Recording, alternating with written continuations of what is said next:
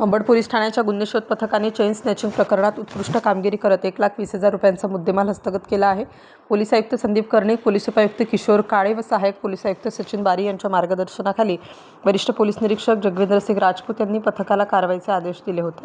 11 मे रोजी तेजश्री मच्छिंद्र बुवा व साधना रघुनाथ जाधव यांच्या गळ्यातील सोन्याच्या पोती हिसकावून नेल्याप्रकरणी अंबड पोलीस ठाण्यात गुन्हे दाखल झाले होते. तपास अधिकारी सहाय्यक पोलीस निरीक्षक विलास पडोळकर यांनी संशयित अनिकेत उर्फ अंड्या पप्पू शार्दूल याला ताब्यात घेतले.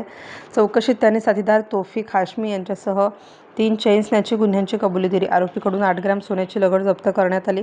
या कारवाईत पोलीस निरीक्षक अविनाश नडविनकेरी, शंकर वाघमोडे, योगेश देसले, सुभाष ठुबे, सागर जाधव, समाधान शिंदे, केशव ढगे, फरीद इनामदार, मयूर पवार, उल्हास गांगुर्डे, अनिल गाढवे, तुषार मते व वैभव एखंडे यांनी सहभाग घेतला. 12 मे 2026 रोजी महिला DGP नगर येथे राहणाऱ्या महिला आहेत. तर रात्री 10:30 वाजता शतपावली करण्यासाठी निघाल्या होत्या. मोटरसायकलवरून 2 इसम आले आणि त्यांनी त्यांच्या गळ्यातली चेन खेचून नेली. त्याबाबत पोलीस ठाणे येथे गुन्हा दाखल होता. त्यानंतर PPI पडोळकर आणि त्यांची टीम गुन्हे शोध पथकाची यांनी CCTV फुटेज चेक केले, येण्या जाण्याचा मार्ग चेक केला, आरोपी ट्रेस केले. त्याच्यामध्ये अनिकेत पप्पू शार्दूल हा गोवर्धन येथे राहणारा रेकॉर्डवरचा आरोपी आहे. त्याला निष्पन्न केलं.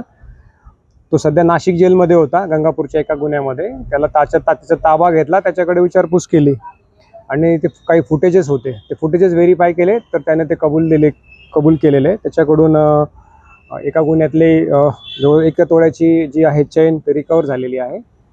अजून 2 गुन्हे ओपन झालेत. एकूण पोलीस स्टेशनचे 3 चेन स्नॅचिंग ओपन झालेले आहेत. यापूर्वी त्याच्यावर गंगापूर, सातपूर आणि म्हसरूळ या पोलीस स्टेशनचे गुन्हे दाखल आहेत. रेकॉर्डवरचा आरोपी आहे. एक आरोपी फरार आहे, त्याचा टीम शोध घेत आहे. सध्या तो आमच्या पोलीस कस्टडीमध्ये आहे. अजून गुन्हे उघडकीस येण्याची शक्यता आहे. किती आरोपी सर? त्याच्यामध्ये 2 आरोपी आहेत आणि त्यांनी वेगवेगळ्या 3 ठिकाणी ज्या केलेल्या आहेत त्याच्यात वेगवेगळ्या मोटरसायकलचा वापर केला आहे.